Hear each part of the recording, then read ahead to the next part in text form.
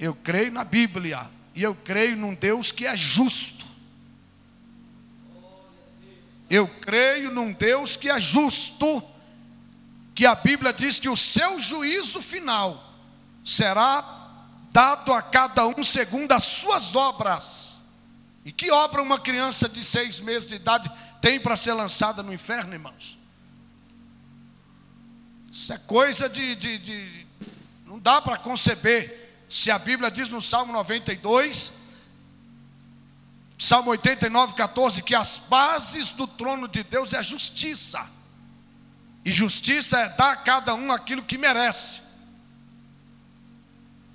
Eu tenho uma natureza pecaminosa, adâmica. Herdei uma natureza pecaminosa. Isto é a maldição de Adão. Mas eu, para me tornar um assassino, eu tenho que matar alguém. Para mim adulterar, eu tenho que me prostituir. Eu tenho que me deitar com outra mulher que não é a minha. Senão eu tenho uma natureza tendenciosa ao adultério. Mas para mim cometer o adultério, eu tenho que praticar. Deus não imputa o pecado a quem não praticou. Ter uma natureza adâmica, pecaminosa, depravada, isso todo ser humano tem. E só será livre dessa natureza pecaminosa, que é a carne, chamada na Bíblia de carne, quando a Bíblia diz que nós formos arrebatados, os mortos ressuscitarão primeiro, e em seguida nós, os que estivermos vivos, seremos arrebatados, nos encontraremos com o Senhor nos ares, e receberemos um corpo incorruptível e de glória. E seremos semelhantes a Ele, porque assim como Ele é, nós o veremos. Nessa hora, a natureza semeia-se o que é corrupto e colhe-se o incorruptível. Essa natureza pecaminosa será vencida assim. Quanto isso, você vai ter que lutar. O pecado está na porta. Cabe a ti dominar ele. Eu tenho uma natureza pecaminosa. Eu tenho uma natureza que é capaz de matar. Mas eu só sou um assassino para Deus se eu for lá e matar. Ué, qual a dificuldade que existe para entender isso, irmãos? A Bíblia diz: bem-aventurado o homem que Deus encobre, não imputa e perdoa o pecado. Mas Jesus foi claro, ele disse: se vocês não tivessem conhecimento, vocês não cometeriam pecado. Por isso que a lei foi a força do pecado. Porque quando você tem a lei, você tem um mandamento. Quebrou a lei, é aí que nasce o pecado. É a mesma coisa do Estado. O que o Estado tem? O Estado, ele é possuidor de um instrumento chamado jus puniendi. O que é isso? Direito de punir. O Estado, ele é soberano, ele tem esse direito de punir. Só que esse direito de punir que o Estado tem, ele é em abstrato. Ele é um monstro que existe em abstrato e indeterminado. Ele não está focado em ninguém. O Estado não pode mirar o seu poder de punir em mim e dizer assim: eu vou perseguir o Uziel com o meu direito de punir. Eu sou detentor da violência legítima e eu vou perseguir o Uziel, porque o Uziel é isso, e eu vou perseguir. Não, ele é em abstrato. Só que o Estado é soberano e ele é detentor também da criação das normas que regulam os relacionamentos entre os seres humanos. Para que haja convivência entre os homens, criaram-se um sistema normativo. Então o que o Estado diz? Ele não diz para você não matar. Quem diz para não matar é Deus. Não matarás. Esse mandamento, mandando não matar, é Deus. Deus disse: não matarás. Mas o Estado não manda matar. Se você pegar o artigo 121 do Código Penal, lá está escrito o seguinte: matar alguém chama-se no direito de preceito primário da norma penal. Matar alguém. Aí logo embaixo tem um segundo preceito secundário, que é a punição para quem matar alguém. Matar alguém, pena de 6 a 20 anos. Ou seja, o Estado não falou para você: ó, não mata não. Ele está dizendo assim, ó, matar alguém, pena de 6 a 20 anos. E o direito de punir está em abstrato. não está indeterminado, não está mirando em ninguém. Agora, a partir do momento que o cidadão foi lá e cessou a atividade encefálica de um ser humano, matando, tirando a vida dele, aí o direito de punir do Estado, que está em abstrato e indeterminado, ele vai focar naquele cara que praticou um fato chamado de fato típico. Ou seja, a conduta dele se amoldou exatamente com o que está escrito na lei. Matar alguém, ele matou, ele tirou a vida de um ser humano. Então, ele tem que ser punido agora pelo que ele fez. E aí, o Estado vai mirar nele o direito de punir através de uma persecução penal, que vai instaurar um inquérito, vai ser indiciado, vai ser denunciado, vai ser processado e, ao final, depois da ampla defesa e o contraditório, uma sentença de um juiz vai dizer se ele é culpado ou inocente. E no final de tudo, foi confirmado em todas as instâncias, ele vai ser preso. Se o ser humano, o homem, para punir alguém, tem esse cuidado todo para não punir um inocente, como é que Deus vai pegar uma criança de 3 meses de nascido e vai jogar ele para ser queimado no inferno, porque ele não está na lista dos que Deus escolheu para ser salvo? Então, para que Jesus morreu? Se já estava uma turma salva e outra condenada? É sem lógica, irmãos. É sem lógica. Agora, para quem gosta de confusão e não tem misericórdia, parabéns. Eu fico com o que Jesus falou. Amém, meus irmãos? Eu fico com o que Jesus falou. Que Deus amou o mundo de uma tal maneira que deu o seu único filho, para que todo aquele que nele crê não pereça, mas tenha vida eterna. O evangelho é pregado, e aquele que acreditar e buscar a misericórdia de Deus, o Senhor Deus o salvará, porque a Bíblia diz: todo aquele que olhar para o Senhor será salvo. Então a igreja está na terra para abrir a porta do céu e fechar a porta do inferno. Eu não fui chamado para jogar ninguém no inferno. Eu fui chamado para abrir a porta da salvação.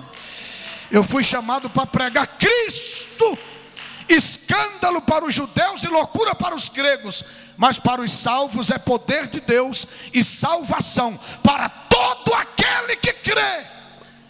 Agora a Bíblia diz que aqueles que não amaram a verdade para ser salvos, Deus os entregará para serem governados pela mentira e serem condenados.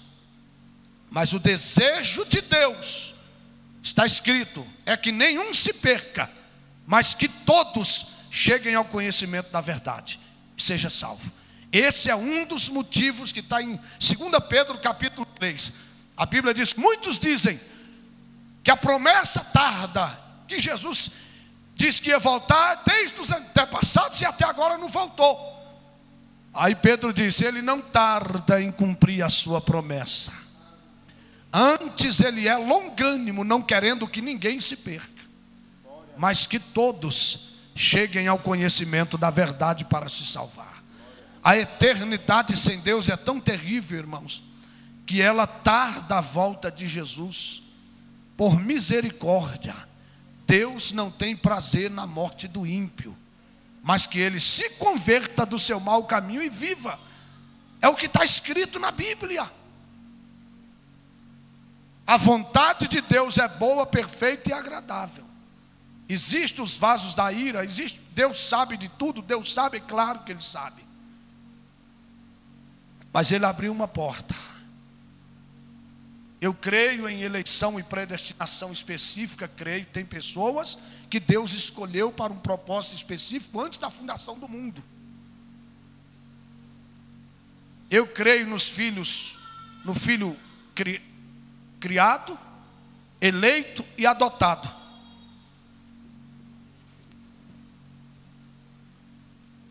Os adotados são os gentios. A porta da salvação se abriu para a salvação dos gentios. E é por isso que a igreja chegou no Brasil.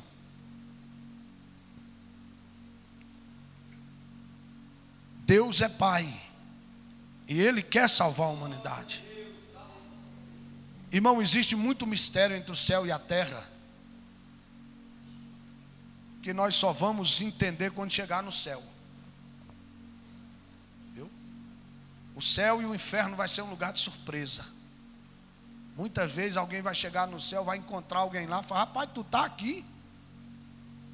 Moço, eu nunca imaginei que você era atribulado daquele jeito e veio parar aqui. E tem gente que você vai procurar no céu. Cadê o irmão Bico de Brasa? Você viu aí o Canela de Tição, perna de maçarico? O irmão Fogo Puro? Não, rapaz, não tem esse cara aqui não. Passou por aqui não. E aquele irmão Santidade Ferreira da Silva? Onde é a mansão dele aqui? Nossa, aquele irmão deve estar morando pertinho do trono. Vou lá na casa dele fazer uma visita. Rapaz, esse cara não está por aqui não.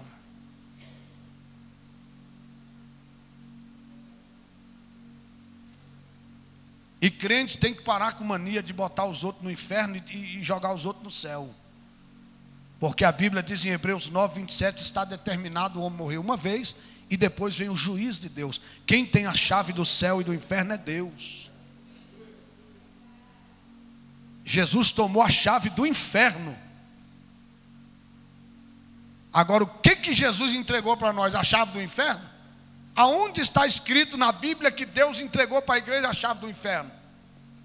Agora, se você pegar Mateus 16, você vai ver: eis que eu vos dou as chaves que abrem o reino dos céus. A igreja não tem chave para estar abrindo porta do inferno para jogar ninguém. A igreja, Jesus entregou para o sacerdote Pedro: Simão Barjonas, tu és Pedro, sobre esta pedra, essa verdade que você acabou de dizer, eu vou edificar a minha igreja, e as portas do inferno não prevalecerão contra ela, e eis que eu vos dou as chaves que abrem os reinos dos céus. A igreja tem autoridade para tirar o cara da porta, para ele para a porta do céu. Que em João 10, 7, a Bíblia diz: Jesus, eu sou a porta dos céus.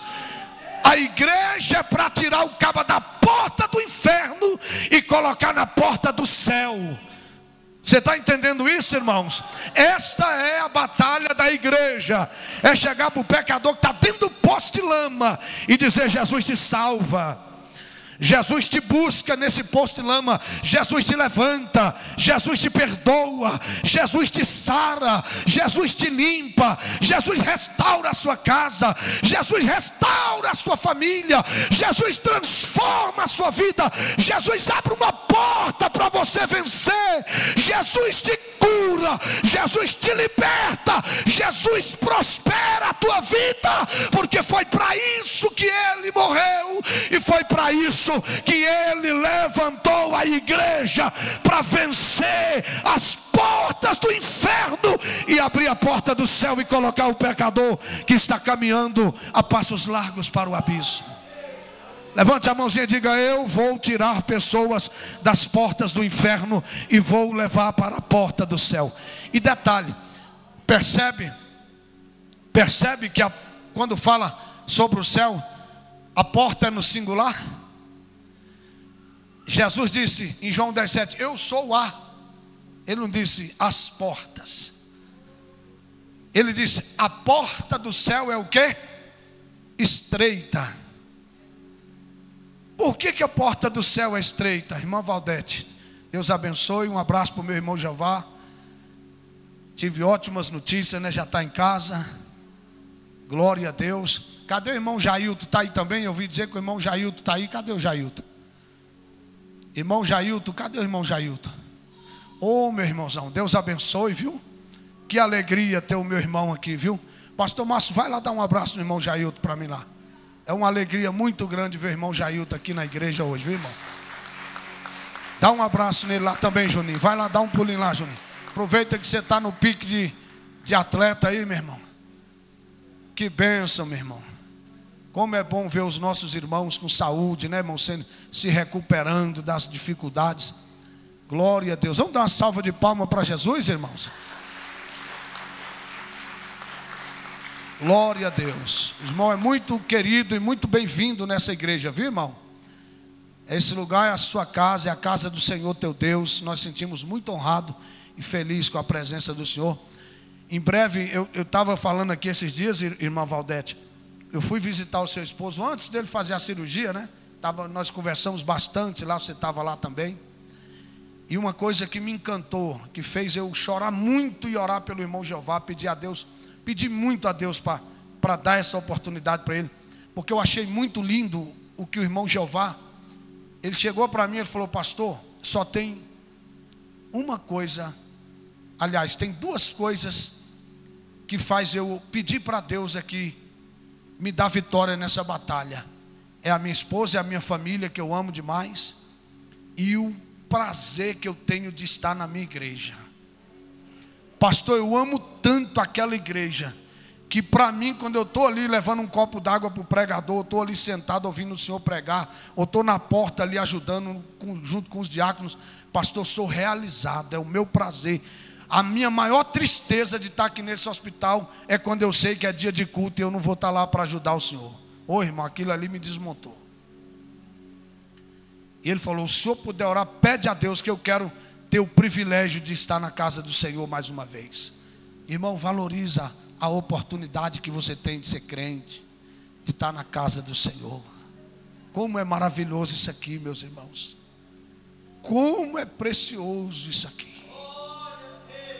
Como é maravilhoso esse privilégio de estar na casa do Senhor.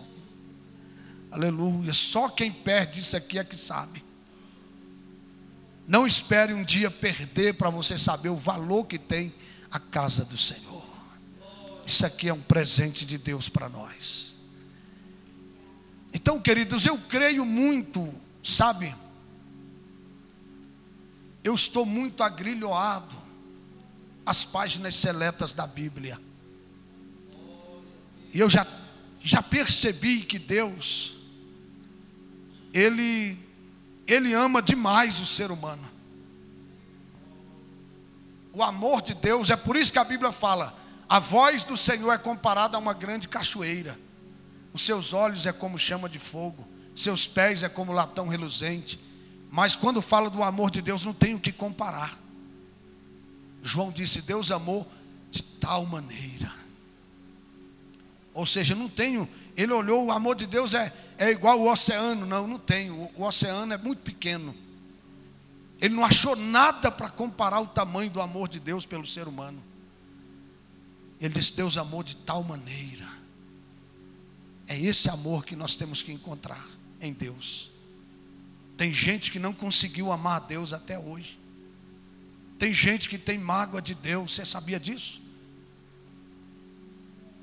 Tem gente que atribui a Deus suas dificuldades, fica triste com o reino de Deus. Você já viu que tem os cristãos, quando passam a luta, a primeira coisa que ele faz é abandonar a igreja.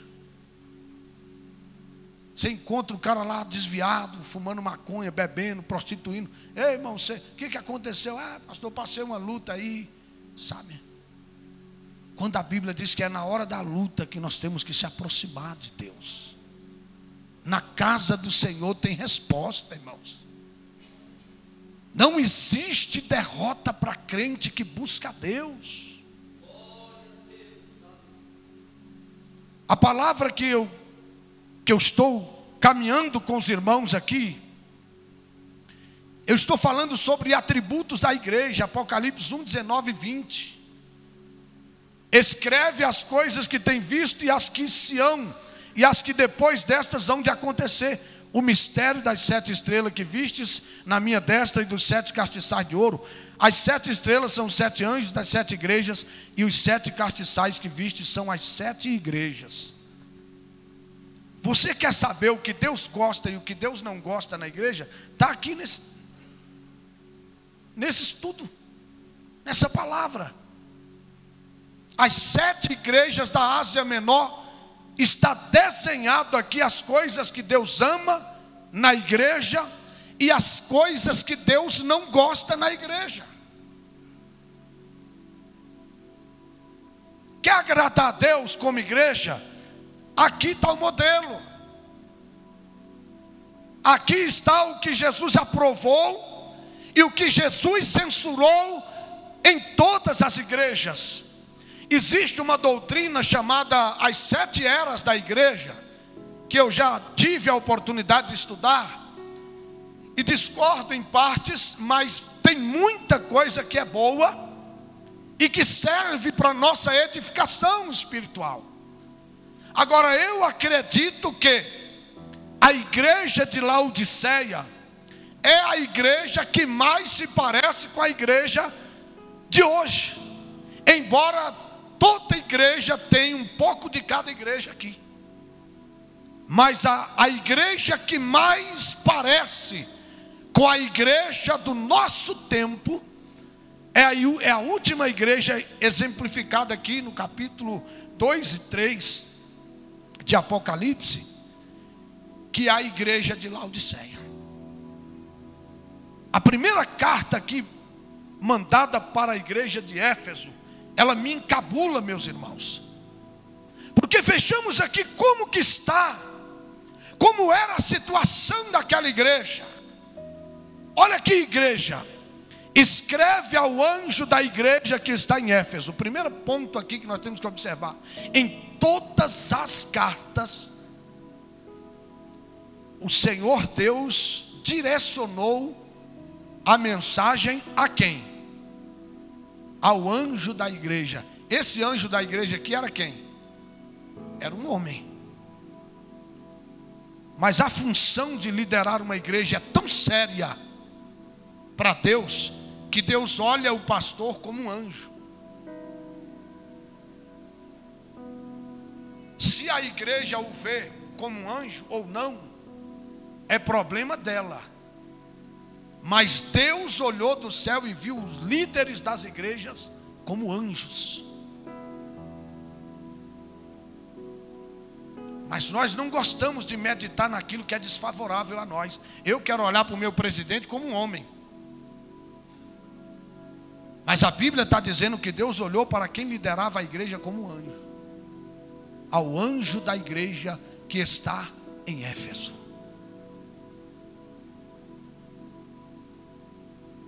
Deus podia dizer assim, ó: escreve para a irmã líder do círculo de oração da igreja que está em Éfeso e manda ela falar com o anjo.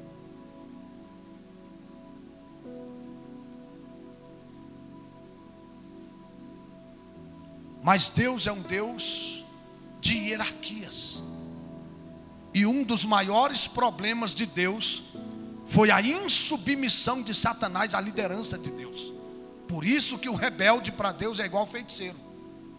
Toda pessoa insubordinada a líderes, ela tem um princípio luciférico. Ela tem uma característica de Satanás, que faz Deus se lembrar do capeta toda vez que ele olha para um rebelde. Agora, quando a pessoa tem o princípio da honra igual Jesus, qual era a maior preocupação de Jesus? Era honrar quem? O seu líder, Deus. O cara chegou para Jesus e disse: bom mestre.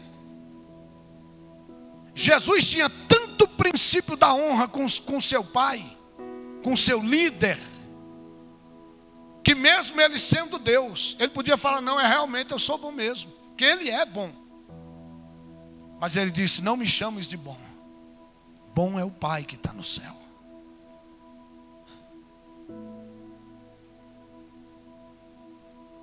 A Bíblia diz que os passos do homem bom serão confirmados por Deus. Tem homens bons na terra?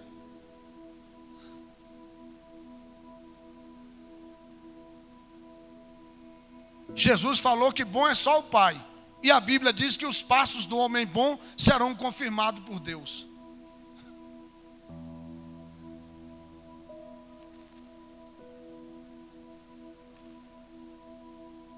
Qual é a forma que você pode ser bom para Deus? É quando você é excelente naquilo que você faz. A Bíblia aqui não está falando de bondade em soberania humana, intelecto e emoções. existe em nós uma natureza perversa que luta contra a natureza, contra a bondade de Deus. Mas Davi diz que a bondade e a misericórdia de Deus me seguirão todos os dias da minha vida. Qual é a forma que o homem tem de ter bondade nele? É se Deus estiver nele. O homem se torna bom quando o Espírito de Deus age nele. Quando ele se submete à vontade do Espírito, aí a bondade de Deus. Agora, como que eu posso ser bom? Eu posso ser bom. A Bíblia diz, bem-aventurado o homem que é bom naquilo que faz. Aonde eu posso ser bom? Naquilo que eu faço. Quando Saul abriu a porta de emprego para um tocador no castelo, o cara disse, eu conheço um cara que toca. E o rapaz é diferenciado. Saul disse assim, só traz para o castelo se ele for bom no que ele faz. Não tem só que tocar, tem que tocar bem, tem que ser bom.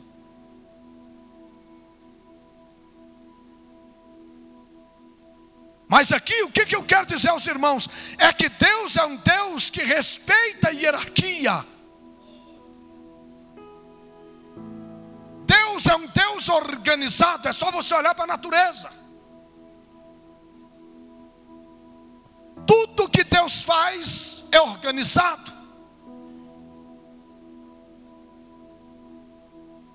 E quando você tem princípios luciféricos, a sua vida se torna um alicerce de exploração diabólica. Uma base para o diabo atuar com legalidade. O que é o pecado? É uma procuração que você dá em branco para o diabo atuar na tua vida.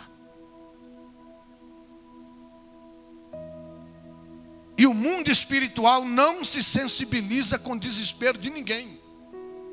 O que movimenta o mundo invisível é duas ferramentas. Aliás, 4. Fé, incredulidade, obediência e desobediência. São as 4 alavancas que movimentam o mundo invisível. A obediência e a fé, ela paralisa o inferno e faz a mão de Deus agir a teu favor. A desobediência e a incredulidade paralisa o reino de Deus e permite que Satanás tenha acesso à sua vida, sem que Deus possa interferir para te ajudar, a não ser que seja um ato de bondade e misericórdia extrema de Deus, para você não receber o que você merece. Não pela graça, porque na graça você recebe o que não merece. É o favor imerecido. Mas a misericórdia você não recebe o que merece. Alguém pode ser livre por misericórdia de Deus. Mas a desobediência e a incredulidade, ela movimenta o inferno para vir contra você. Com estrutura, com legalidade. A Bíblia diz que maldição sem causa não se cumpre. O que é a causa? A causa é aquilo que faz com que o efeito aconteça na sua história. Por exemplo, a Bíblia diz, maldito é o homem que faz a obra de Deus relaxadamente. Então, a partir do momento que eu faço a obra de Deus relaxadamente, eu construí uma causa de quê? De maldição.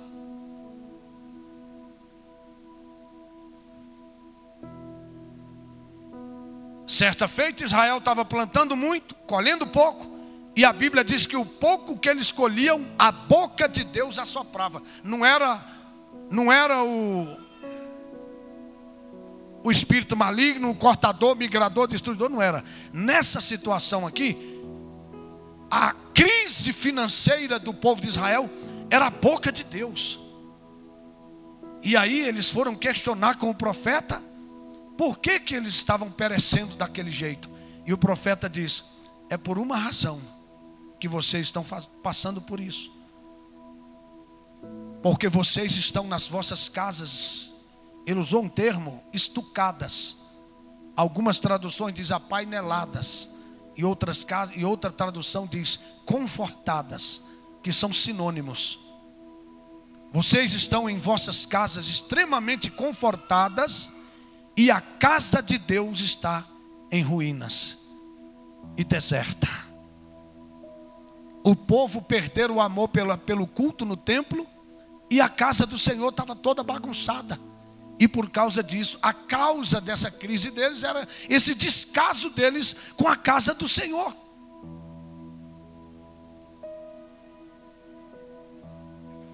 A Bíblia diz que aquele que olha para a força do vento não lança a semente.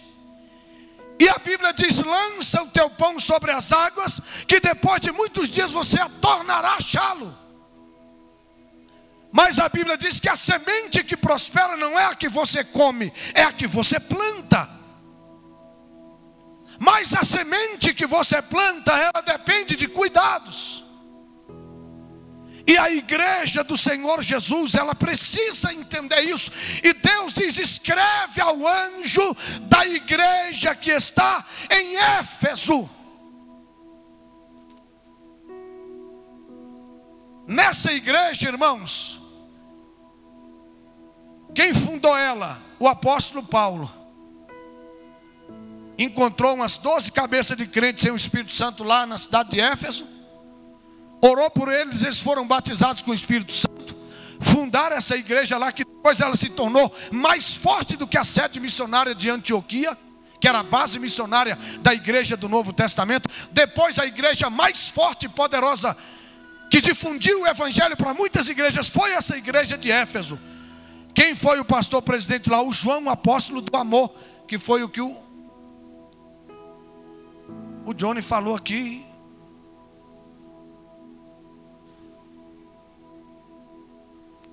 O apóstolo do amor era o presidente da igreja de Éfeso, o que escreveu as cartas do amor, o homem que mais falava de amor. Depois ele foi preso na ilha de Patmos. Timóteo assumiu o campo. Apolo era o pregador. Você já viu falar de Apolo? Apolo pregava 10.000 vezes melhor do que eu. Era o pregador eloquente do Novo Testamento. Era o pregador que, se fosse hoje, era o cara que aonde ele fosse pregar, toda a igreja no Brasil queria ouvi-lo.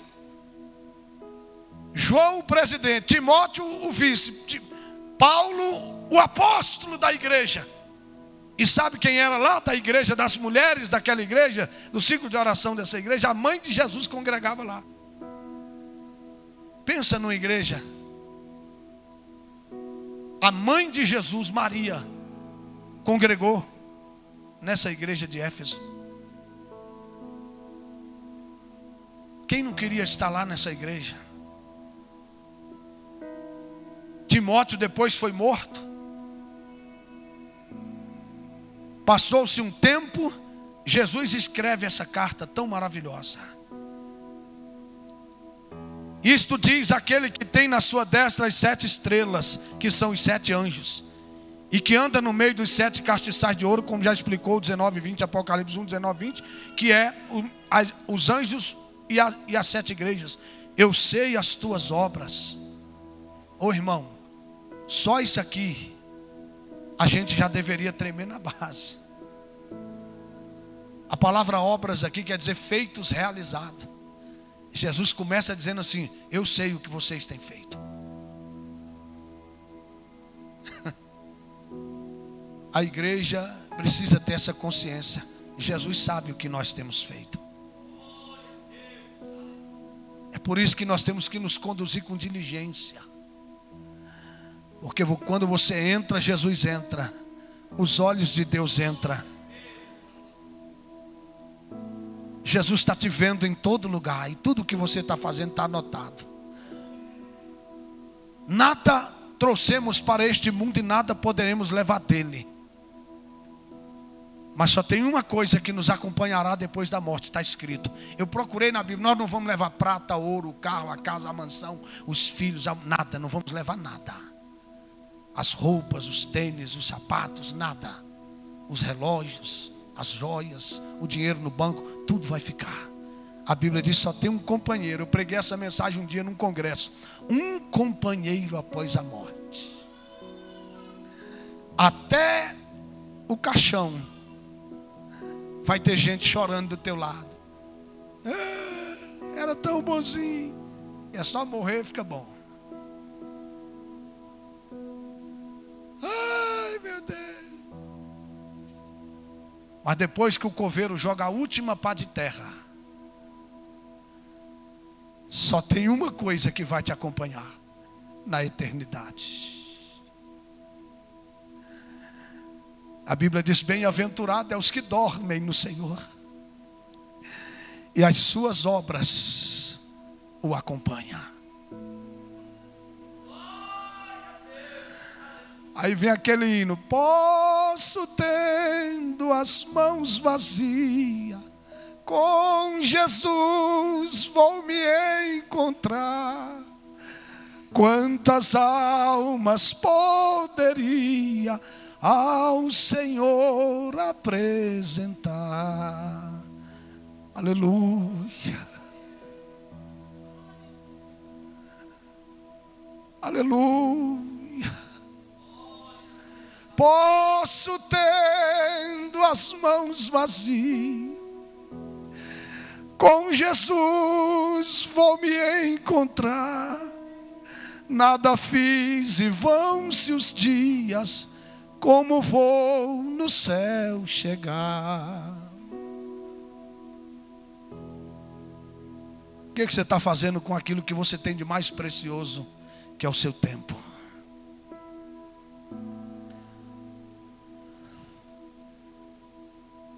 O que você está fazendo? A Bíblia diz: não acumuleis tesouro na terra. Jesus não está dizendo que você não pode ter sua casa boa, seu carro, tudo. Não, irmão, faça isso, mas aonde estiver o seu tesouro, está o seu coração.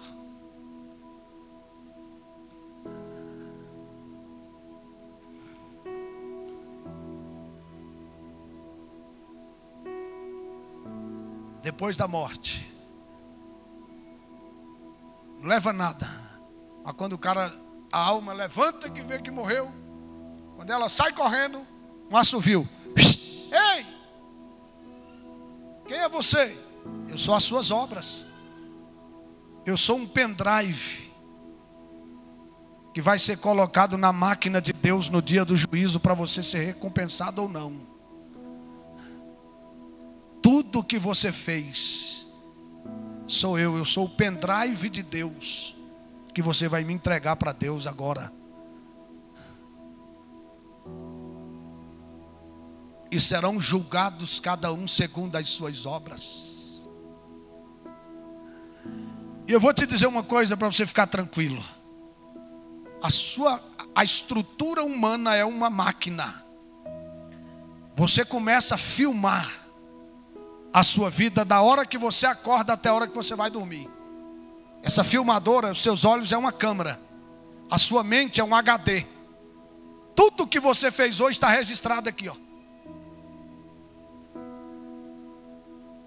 O pai não viu, a mãe não viu, o pastor não viu, a esposa não viu, o marido não viu, o namorado não viu, a namorada não viu, o patrão não viu, o funcionário não viu. Mas está filmado nos olhos, captou o áudio, todos os sons foram gravados e toda a imagem foi filmada pelo seu próprio olho.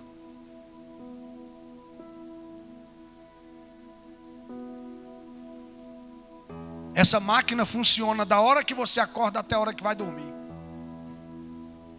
Está tudo registrado. Pastor, estou lascado, eu fiz coisa que... Misericórdia. E agora, pastor? Existe uma tecla chamada delete no vídeo, no teclado, que apaga. Você já viu? Tem uma tecla que apaga. Tem uma tecla heavy que volta o filme, não tem? E quando você quer, você vai no lugar que você quer e você deleta aquele arquivo que você não quer. Na tua vida e na minha vida existe um heavy. O Senhor falou para essa igreja aqui, ó: lembra onde tu caiu e se arrepende e volta. tua mente até que ela leve lá aonde você praticou o pecado. Lembra onde tu caiu. E quando você chega lá naquele ato pecaminoso que você praticou, deleta. Pastor, como é que eu faço para deletar? Confissão, arrependimento e mudança. E a aplicação do sangue de Jesus naquilo. Aí o que o Espírito Santo? O Espírito Santo vai lá e deleta. Aquele pecado é deletado. E a Bíblia diz que Deus joga ele no mar do esquecimento. Ele não vai passar no filme da tua vida naquele dia. Mas todo pecado que não foi confessado, deixado, abandonado e perdoado, ele estará lá para ser enxergado. Mas a igreja que foi banhada pelo sangue de Jesus, Paulo disse: nenhuma condenação há para aqueles que estão em Cristo Jesus, que não anda segundo a carne, mas segundo o Espírito. Levante a mão para o céu. Esta é a maravilhosa notícia do Evangelho. Levante a mão para o céu. Eu tenho uma palavra de Deus para você. Ainda tem sangue de Jesus. A graça de Deus ainda está disponível para que a nossa vida seja transformada de glória em glória pelo Evangelho. Levante a mãozinha para o céu agora, só os crentes. Glória a Deus. Se coloque de pé, meus irmãos.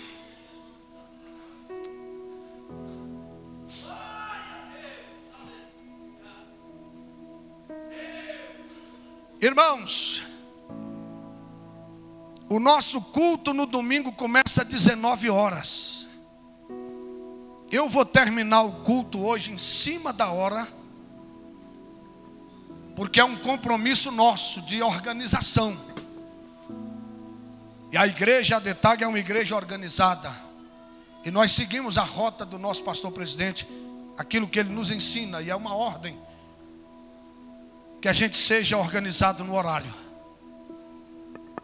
E os irmãos começaram o culto hoje em cima. Eu falei, começa o culto, mesmo que tiver só um banco, os bancos, começa o culto na hora. Tivemos 2 hinos da harpa aqui, extremamente maravilhoso. Irmãos, como foi lindo o hino que foi cantado aqui, o 467, e o hino Porque Ele vive. Não. Foi esse, não? Segura na mão de Deus. Segura na mão de Isso. Deus, foi isso mesmo. Inclusive, em gratidão a Deus, nós vamos terminar esse culto cantando esse hino.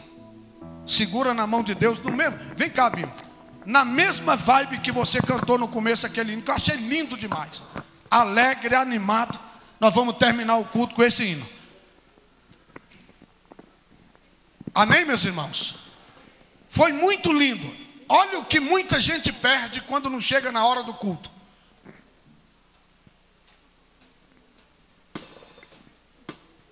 Não, não vai ter não. Acolhimento não vai ter não. Então, irmãos, eu vou oferecer esse hino, primeiramente a Deus, aos nossos queridos visitantes que estão nos dando o ar da graça de nos visitar nessa noite. Levanta a mãozinha assim, só os visitantes. Deus abençoe, estou vendo ali umas 3 pessoas ali. Deus abençoe vocês. É uma honra ter vocês conosco. Amém? Vocês são muito bem-vindos nessa casa.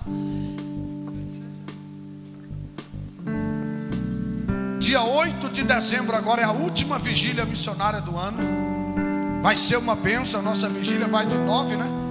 De 9 às 1 da manhã. Ah? Cadê o fuzileiro naval, o Will? Vem cá, meu jovem. Rapaz, levantou a mão ad sumos, hein, guerreiro? Olha o militar aí, irmão. Você quer o genro do pastor Márcio, viu? Vamos dar uma salva de palmas para Jesus. Receber esse guerreiro aqui com muita alegria, viu? Que benção, meu irmão. Ele é fuzileiro? Ou é fuzileiro mesmo? Misericórdia. diz que o que um fuzileiro não resolver, chama Deus, porque mais ninguém resolve. Amém, meus irmãos? Glória a Deus. Que Deus abençoe a todos vocês. Vamos ouvir esse hino bem bonito.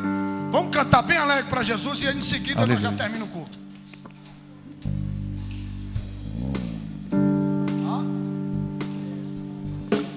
Irmãos, tem um brechó lindo ali, ó.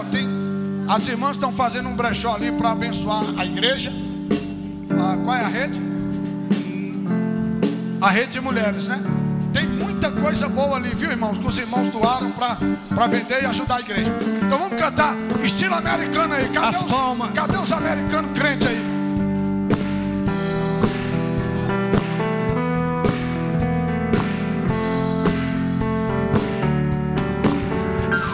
As águas do mar da vida quiserem te afogar, segura na mão de Deus e vai. Se as tristezas desta vida quiserem te sufocar, segura na mão de Deus.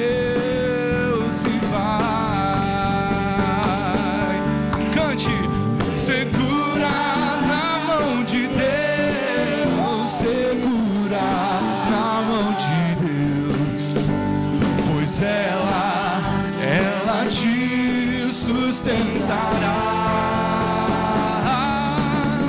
Não temas, segue adiante e não olhes para trás.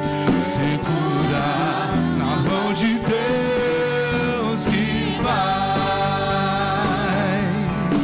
Se a jornada é pesada e te cansas da caminhada, segura na mão de Deus e vai.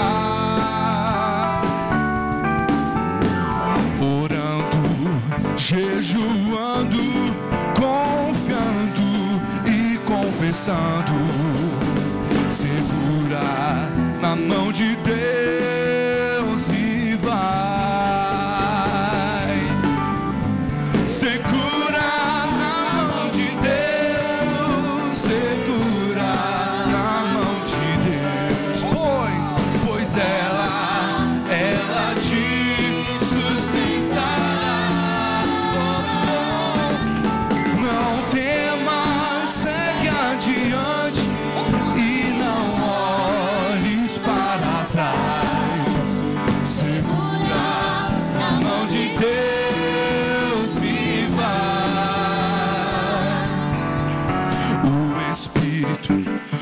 Senhor sempre te revestirá, segura na mão de Deus e vai.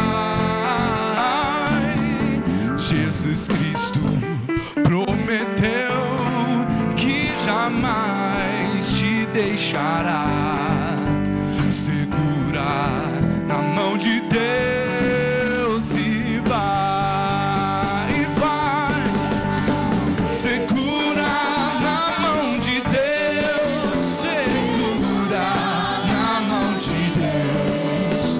Pois ela te sustentará.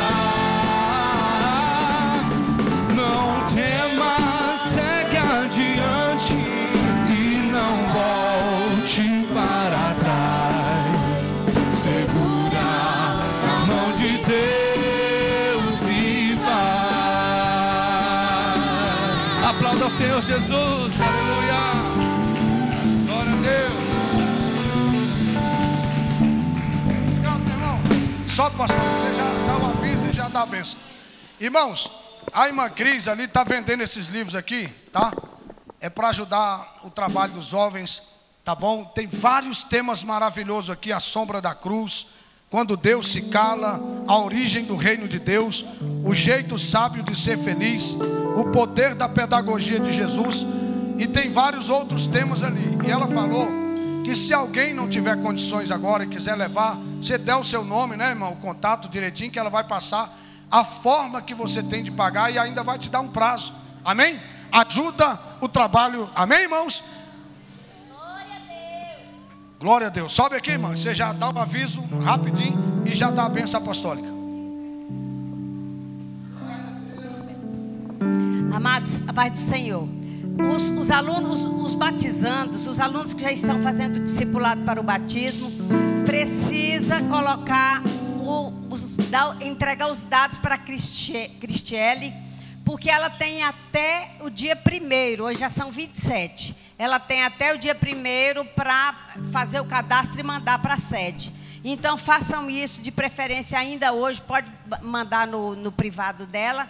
E eu gostaria depois de falar com o Wesley, tá? E com o Nielson e a Ana. O Pedro Natan está aí? Pedro Natan? Não, Pedro Natan não está. Então tá bom. Não esqueçam de colocar os dados, mandar para a Cristiele.